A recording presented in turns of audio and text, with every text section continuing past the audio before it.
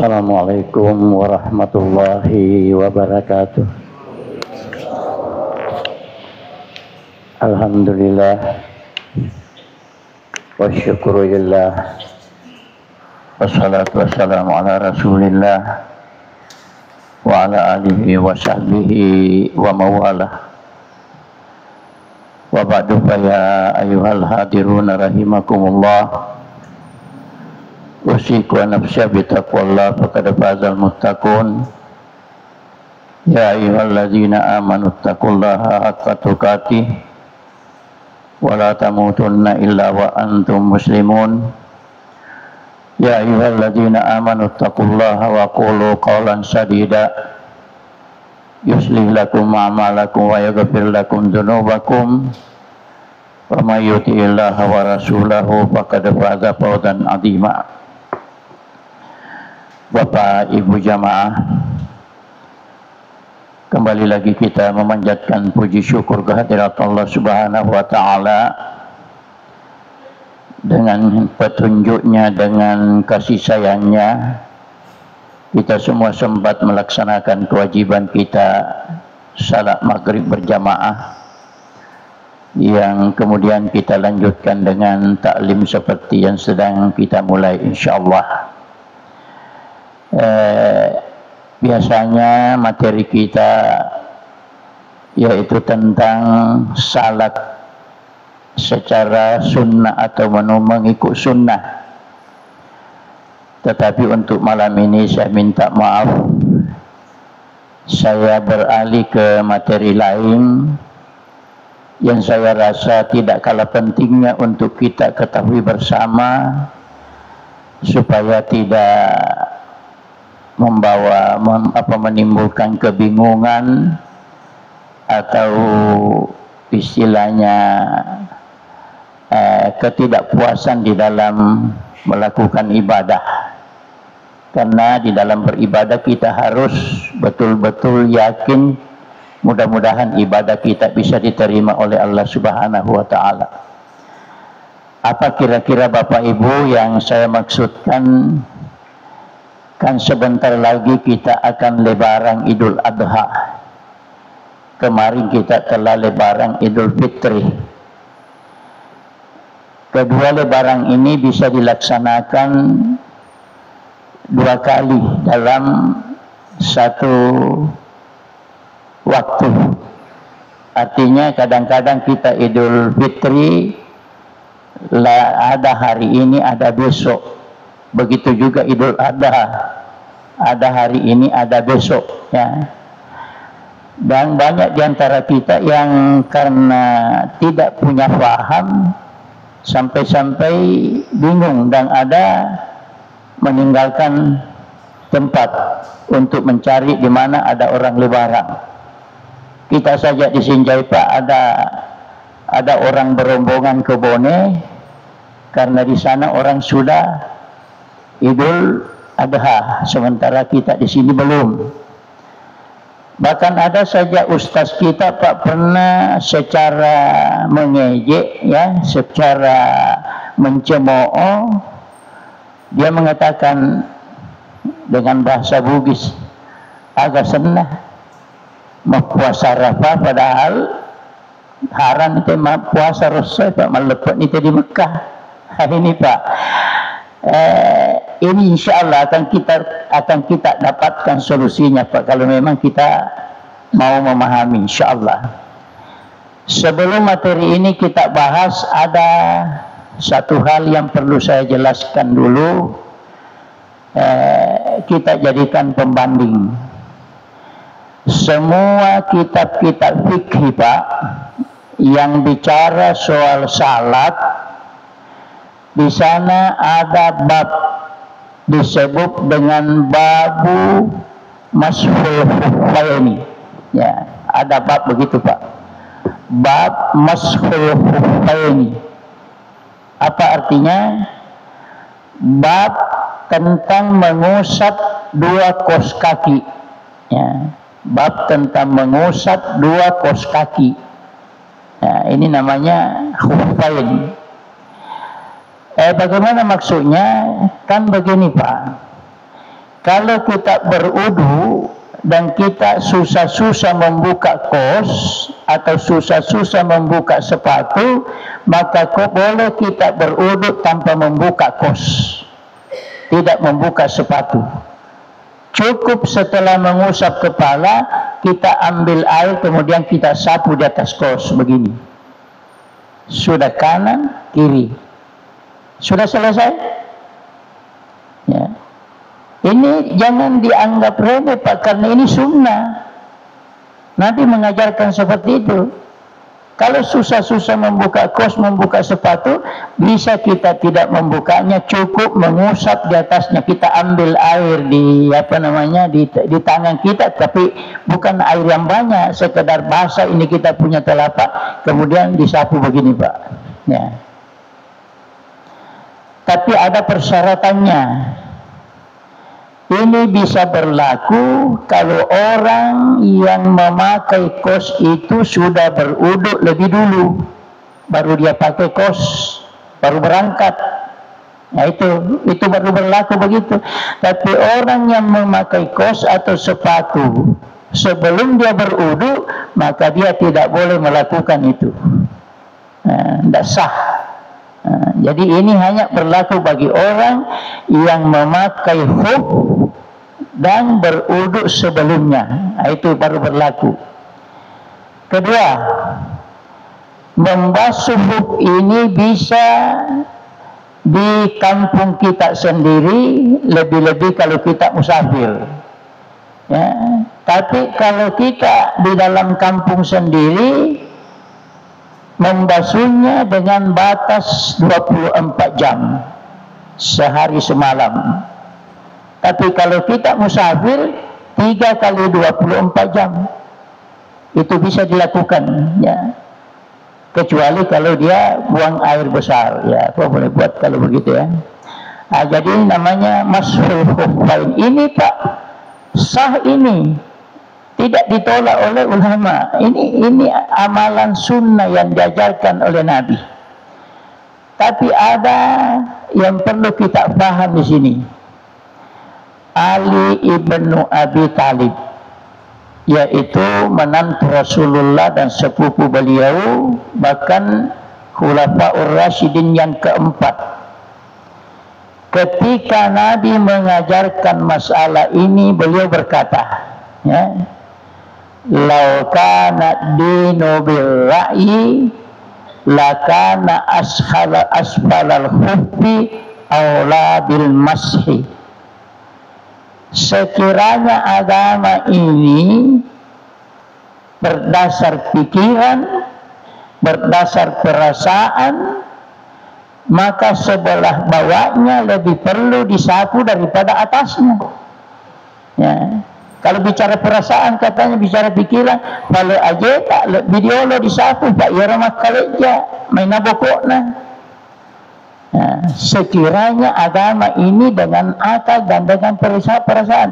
Jadi ini menunjukkan Pak, agama tidak boleh diakal-akali, tidak boleh main perasaan. Kita harus berdasar dalil. Nah, ini satu, tidak boleh pakai akal Pak, tidak boleh pakai perasaan, harus dalil. Ini satu. Yang kedua, Sa'id ibn Musayyib, menantu daripada Abu Hurairah, ya, seorang imam besar di Madinah pada waktunya, ya. Beliau ini ulama yang paling terkenal kejuhudannya dan tentang ibadahnya. Allah Akbar, ya. Ini Sayyid bin Musayyib itu, ya. Beliau pernah melihat orang salat sunat sebelum subuh 6 rakaat, ya. 3 kali salat, sudah salam berdiri lagi, sudah salam berdiri lagi, 6 rakaat. Dia datangi itu orang. Lalu Sayyid bin Musayyib bertanya, salat apa yang kamu kerjakan? Ya saya salat loh, ya. Saya salat, iya betul. Tapi salat apa namanya yang kamu lakukan itu? Iya, salat sunat. Ya, salat sunat. Iya, salat sunat, tetapi kenapa kamu melakukan 6 rakaat? Padahal yang dicontohkan Nabi cuma 2 rakaat. Ya. Iya, karena saya mau melakukan itu. Iya, tapi itu kamu bahaya, kamu bisa diazab dengan amalan itu. Jangan katakan, loh, ayu'adzibunallah bis-salat? Apakah Allah mengazab saya dengan salat? Tak mungkin. Nasallah ka pengaratana sembahyang na safari, masa, ya. Maka dari Sayyid bin Musayyib, tidak, bukan itu. Lakin yu'adzibukum bi khilafis sunnah, tetapi kamu diazab karena menyalahi tuntunan. Tidak begitu dari Nabi. Kamu tidak diazab karena salat itu bagus, tapi bukan salat begitu yang diperintahkan kamu lakukan, maka kamu diazab karena menyalahi.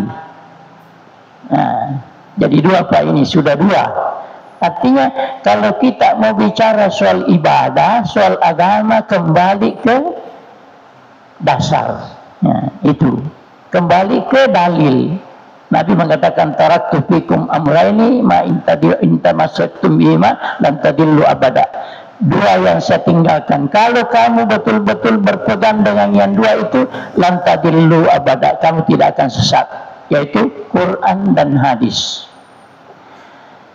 Masih ada 1 Pak, ya, masih ada 1.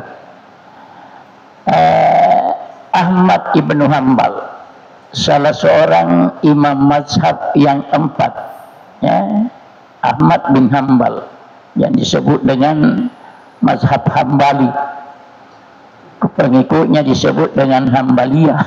Ya. Beliau pernah berkata begini, ya, Ra'yu Auza'i ra'yun, Ra'yu Malik ra'yun, Ra'yu Abu Hanifah ra'yun.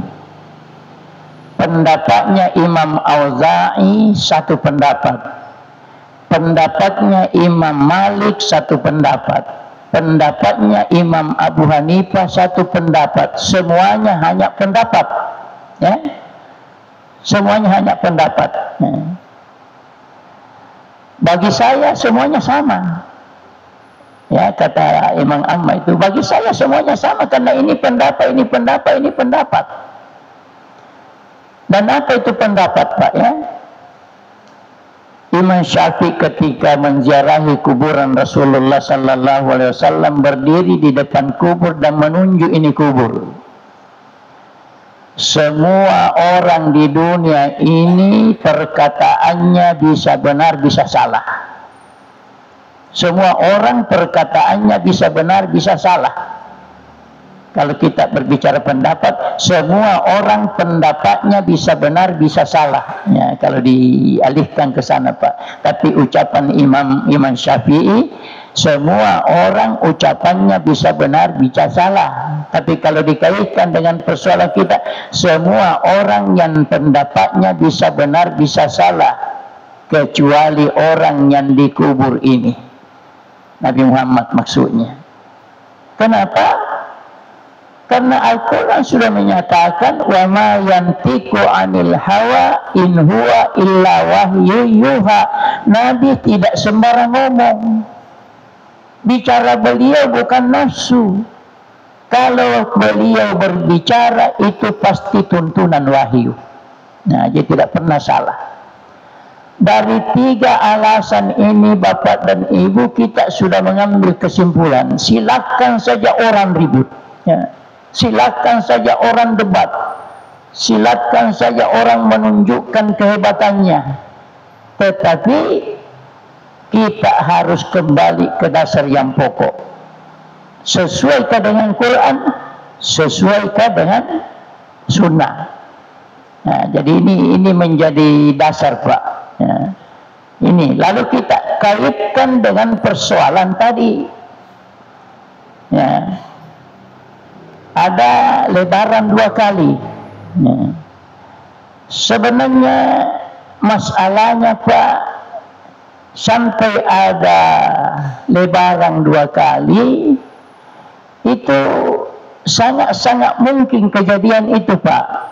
Terutama ada orang menggunakan ru'yah dan ada orang menggunakan hisab.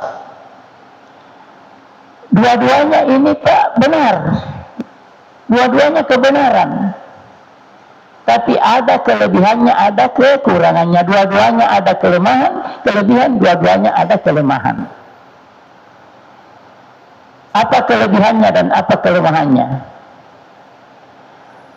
Ru'yah Pak, kelebihannya ru'yah karena itu amalan Nabi, itu sunnah. Karena ketika Nabi masih hidup belum ada hisab. Tetapi apakah hisab ini ditolak begitu saja? Oh enggak. Nabi mengatakan, nahnu ummatun ummiyah la naktub wa la nasib. Kami ini orang yang tidak tahu membaca dan menulis dan tidak tahu berhitung. Ya. Jadi ada saja kemudian nanti ada orang pintar membaca, pintar menghitung. Jadi ini kalau memang penemuan ilmu, maka kita harus salut. Begitu kata Nabi. Sekarang ini karena kita tidak tahu menghitung, jadi kita pakai hisab saja, ru'yah saja. Apa itu ru'yah Pak? Ru'yah artinya melihat. Apa yang dilihat? Hilal. Apa yang disebut hilal? Tanggal 1 bulan Kamariah. Itu hilal. Jadi kalau orang melihat tanggal 1 Ramadan, maka berarti sudah mulai puasa besok. Karena munculnya bulan itu malam hari di waktu maghrib. Ya. Tapi karena melihat bulan itu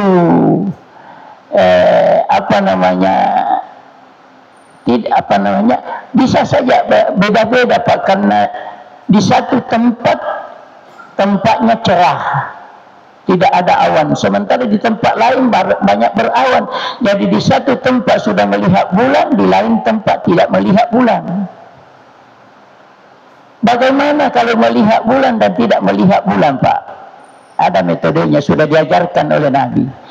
Bagi orang yang melihat bulan malam ini berarti puasanya besok, pasti itu, tidak boleh lagi ditunda. Berdosa kalau tidak puasa besok karena sudah Ramadan. Tapi bagi orang yang tidak melihat bulan, tidak mampu memastikan besok Ramadan, maka tuntunan Nabi, kalau tidak melihat bulan, maka dicukupkan jumlahnya Sya'ban menjadi 30. Ya, dicukupkan jumlahnya 30 Sya'ban, berarti lusa Ramadan. Bagi yang tidak melihat bulan. Nah ini namanya ru'yah. Yang namanya hisab Pak, perhitungan. Karena begitu berkembangnya ilmu, maka hisab ini tidak bisa disangkal Pak, tidak bisa dibantah. Kan ilmuwan sekarang Pak, perjalanan cahaya saja dia bisa tahu. Perjalanan cahaya, perjalanan suara dia bisa tahu. Ya. Maka peredaran planet dia kuasai, termasuk bulan dan matahari di sekitar bumi kita tinggal berdiam ini. Nah, dengan hisab inilah para ilmuwan ini bisa menetapkan perhitungan ini, perhitungan kalender ini. Maka yang membuat kalender itu Pak, hisab. Cuma ada sekarang orang yang lucu, tidak menerima hisab tapi pakai kalender. Tidak ada haknya pakai kalender orang yang menolak hisab Pak.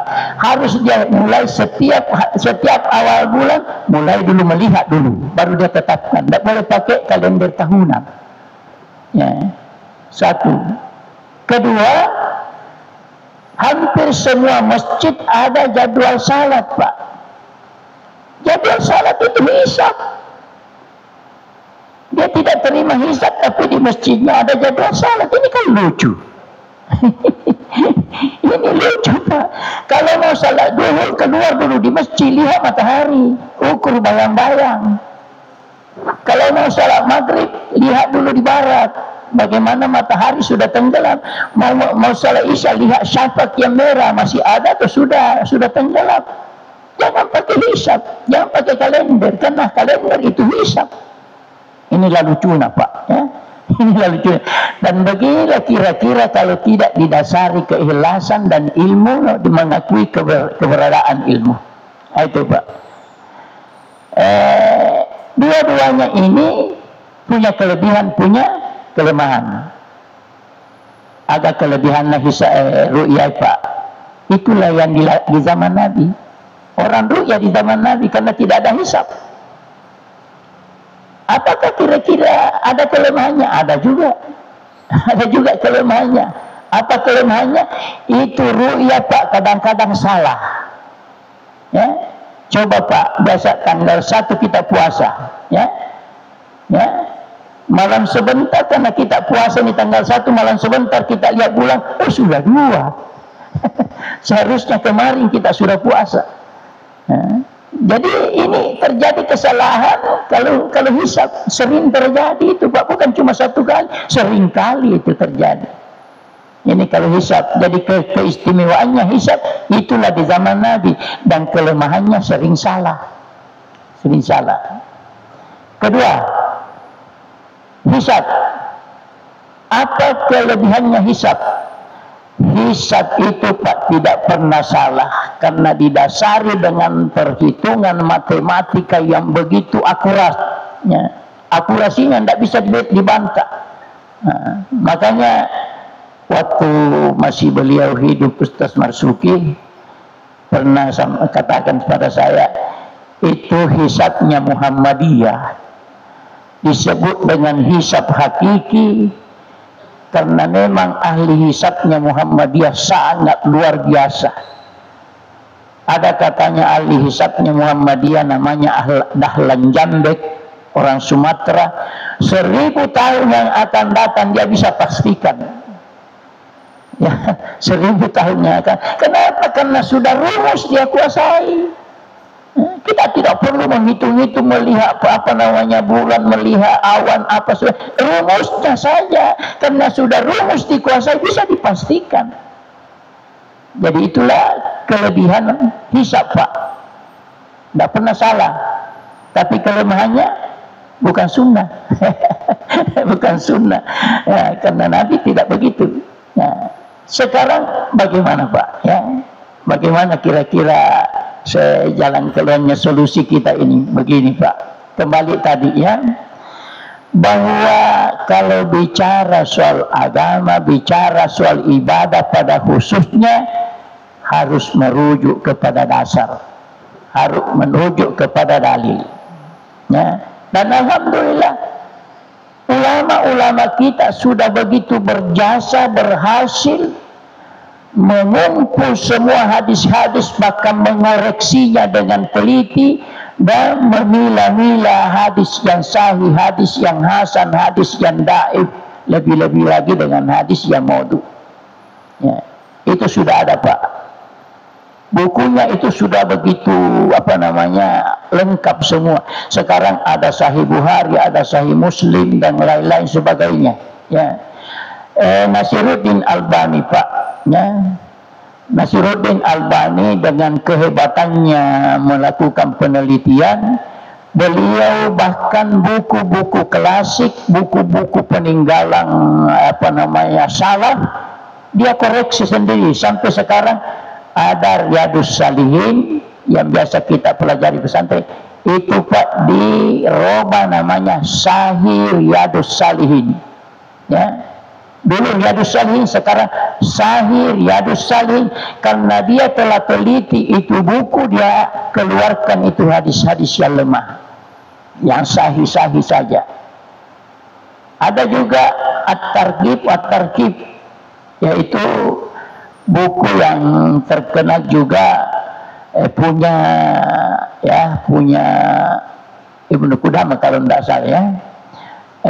Bukan, Munziri, Imam Munziri. Itu juga sudah diteliti sekarang, karena itu buku saya rasa saya melihat dulu beliau Ustaz Marzuki di hutan.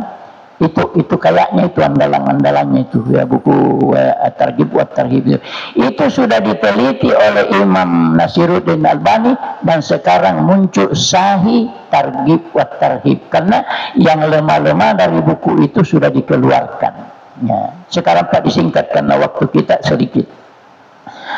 Untuk kembali kepada kesimpulan daripada hal ini, ada satu hadis Pak yang terkenal, namanya hadis Quraib. Ini hadis yang terkenal tentang itu, hadis Quraib. Apa itu Quraib? Quraib nama orang, budaknya Abdullah bin Abbas ya. Istrinya Abdullah bin Abbas ini namanya Ummul Fadl. Satu waktu Ummul Fadl memberi tugas kepada Quraib menemui Khalifah Muawiyah yang ketika itu berada di Syam ya, ketika itu berada di Syam, dan Quraib berjalan ke Syam ya, sampai ketemu dengan Muawiyah dan menyampaikan apa yang ditugaskan oleh Ummul Fadl, istri Abdullah bin siapa tadi, Abbas itu. Lalu di situ beliau menyatakan, ketika saya di sana kelihatan bulan Ramadan ya, hilal Ramadan, dan kita puasa di sana, kemudian kembali ke Madinah ya. Hadisnya begini Pak, ini ada hadisnya. Bismillahirrahmanirrahim. An Quraibin, dari Quraib, ini namanya Quraib. Anna Ummul Fadli bintal Kharisi ba'asathu ila Muawiyata bisyam ya.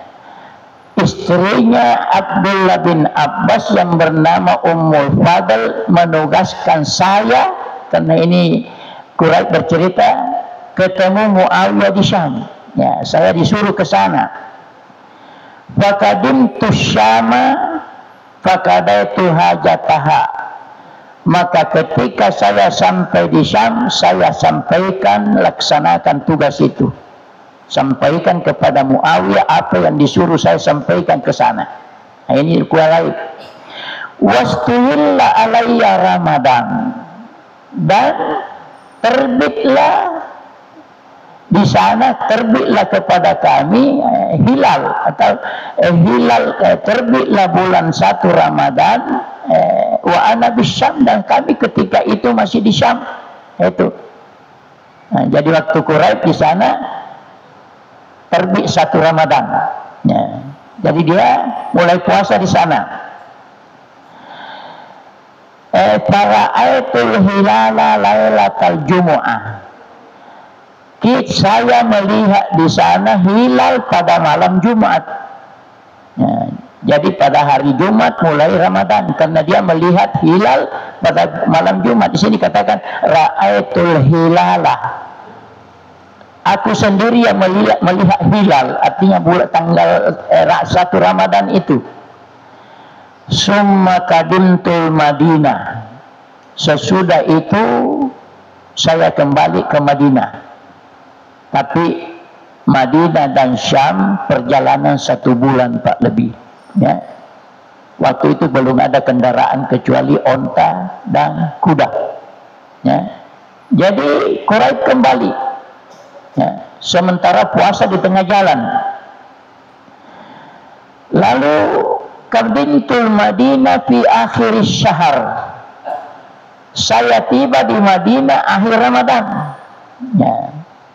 Karena di sana awal Ramadan, dia jalan kembali ke Madinah akhir Ramadan, tiba di Madinah. Fasa'alani Abdullah bin Abbasin radhiyallahu anhuma, maka Abdullah bin Abbas ngomong-ngomong dengan saya, ya, katanya Fasa'alani, bertanya beberapa hal, ngomong-ngomonglah dengan Quraib yang telah kembali melaksanakan tugas. Lalu apa yang terjadi? Sesudah dia bicara-bicara, Abdullah berkata, summa zakaral hilal. Kemudian Abdullah menyinggung hilal, artinya permulaan bulan Ramadan. Faqala, maka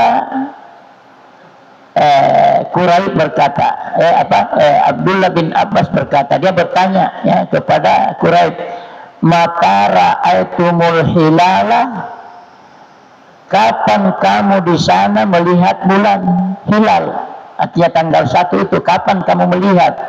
Malam apa maksudnya?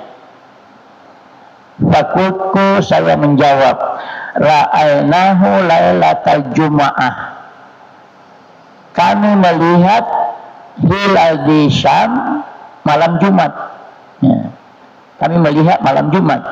Fakala, maka Abdullah bertanya lagi, antara ayatahu, kamu sendiri yang melihat bulan hilal itu? Naam, betul, saya sendiri. Wara'ahun nasu, dan orang-orang di sana juga ikut melihat. Ya, saya melihat, orang-orang di sana melihat. Karena mereka melihat di sana, wasamu, mereka sudah puasa hari Jumat. Wasama Muawiyah, dan Khalifah juga puasa. Ya, Muawiyah juga puasa besok itu, malam Jumat itu. Fakala, maka Abdullah bin Abbas menjawab, lakinna ra'ainahu lailatas sabti, tapi kita di sini melihat bulan nanti malam Sabtu. Ya. Kita di sini melihat bulan nanti malam Sabtu. Jadi baru Sabtu baru mulai dia saat puasa. Di sana Jumat puasa. Ya. Jadi selisih 1 hari, Pak. Ini hadis, Pak, ini sahih. Ini sahih. Tergantung kita mau ikut perasaan, mau ikut taklid atau apa. Ini hadis sahih. Nah, ini hadis sahih. Ada yang tidak mensahihkan, tapi orang yang tidak sependirian. Ya, itu saya yang tidak mensahihkan ini. Ya. Kata Abdullah, karena kita melihat bulan malam 1, fala nazalu nasumu, ya, maka terus kita berpuasa sampai hari ini, nukmila salasina, untuk mencukupkan 30 Ramadan. Ya.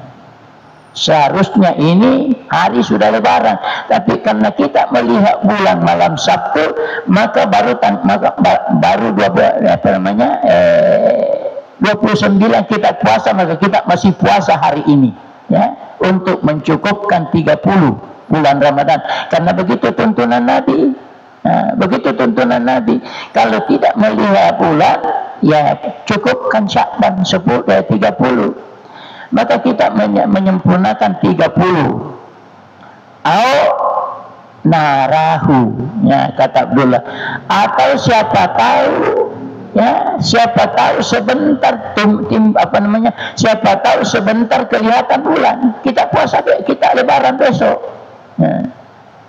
Kalau ada melihat sebentar, tapi kalau tidak melihat, kita sempurnakan 30 hari kita puasa di sini. Di sana 30 hari sudah selesai ini hari. Ya, kita 30 hari nanti besok. Nah, begitu maksudnya. Sekarang fakultu, karena ini hadis dari Quraib, maka Quraib menjelaskan dialognya dengan Abdullah bin Abbas. Ya. Maka Quraib berkata, fakultu, maka aku berkata, awala taktafi bi ru'yati Muawiyah wa siyamihi, awala taktafi bi ru'yati Muawiyah wa siyamihi, apakah tidak cukup kalau kita merujuk saja kepada puasanya Khalifah Muawiyah, karena Muawiyah yang kala itu Khalifah? Apakah tidak cukup kita mengikut puasanya Muawiyah dan orang-orang di sana? Ya, awala taktafi biru'yati Muawiyah wasyami. Apakah kita tidak merujuk saja kepada ru'yahnya orang di sana dan puasanya? Dijawab oleh Abdullah bin Abbas, Pak. Dan ini jawaban, inilah dasar hukum. Ya, inilah dasar hukum. Fakal, maka berkata Abdullah bin Abbas, la, tidak. Ya, tidak. Karena dia mengatakan tidak cukupkah kita mengikut ru'yahnya khalifah dan puasanya? Dijawab oleh Abdullah mengatakan la, tidak. Tidak harus maksudnya. Hakadha amarana Rasulullah sallallahu alaihi wasallam. Begitu yang diperintahkan kita oleh Rasulullah sallallahu alaihi wasallam. Nah, betul Pak. Ini bukan omongan Rasulullah. Tapi mungkinkah kira-kira Abdullah bin Abbas berbohong atas nama Nabi? Tidak begitu yang diperintahkan Nabi. Maksudnya Nabi perintahkan kita puasa menurut ru'yah kita. Tidak harus melihat ru'yahnya orang yang jauh. Begitu maksudnya. Nah, makanya Pak, ulama-ulama lalu, ulama-ulama dahulu seperti Imam Turmuzika atau Imam Ibn Huzaimah, ya, karena ada salah seorang imam hadis Pak, ya, ada di buku ini juga, namanya Ibn Huzaimah, yang oleh ulama sekarang menjuluki dia imamnya para imam. Ya, ini Ibn Huzaimah Pak, imamnya para imam. Ibn Huzaimah ini mengutip di dalam bukunya dengan merujuk tadi ini hadis dengan istilah ad-dalilu ala annal wajiba ala ahli kulli baldatin siyamu ramadana li ru'yatihim la li ru'yati gairuhum. Ya. Dalil ini, ya, hadis ini maksudnya, atau yang benar kita berdalil dengan hadis itu. Apa hadis itu? Ala annal wajiba, bahwa yang wajib itu ala ahli kulli baldatin atas tiap-tiap penduduk satu negeri siyamu ramadana li ru'yatin, berpuasa Ramadan dengan ru'yahnya sendiri, la li ru'yati gairuhum, tidak harus mengikut ru'yahnya orang lain. Nah, ini Madinah dan Syam Pak sejajar dan tidak terlalu jauh. Indonesia dengan Mekah berapa jauh Pak, ya? Dan di sini Imam Ibn Huzaimah mengatakan tidak harus mengikut. Bahkan Pak disebutkan juga di salah satu buku Imam Turmizi, beliau mengatakan wal amalu ala hadzal hadisi inda ahli ilmi, bagi ahli ilmu beramal dengan hadis ini, annalikulli ahli baladin ru'yatu, bahwa tiap-tiap negeri mempunyai ru'yah sendiri, tidak harus mengikut ru'yahnya orang.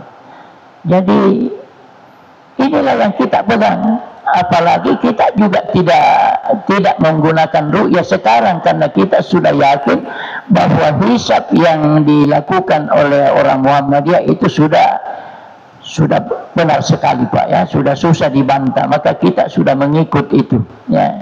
Jadi saya rasa bapak-bapak, dan karena waktu kita juga sudah lewat Pak, saya rasa begitulah cara kita menanggapi permasalahan seperti ini. Jadi kita tinggal memilih Pak, mau pilih yang mana, mau pilih yang susah-susah, yang penting yakin, tinggalkan Sinjai menuju Bonet, lebaran di sana, ya terserah.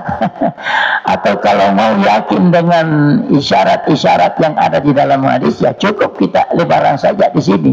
Ya, apalagi Pak, hisab ini sudah begitu lama Pak berlalu, bukan baru 10 tahun, 20 tahun, beratus tahun ini ru'yah sudah muncul di samping hisab, hisab muncul di samping ru'yah, dan dua-duanya diamalkan.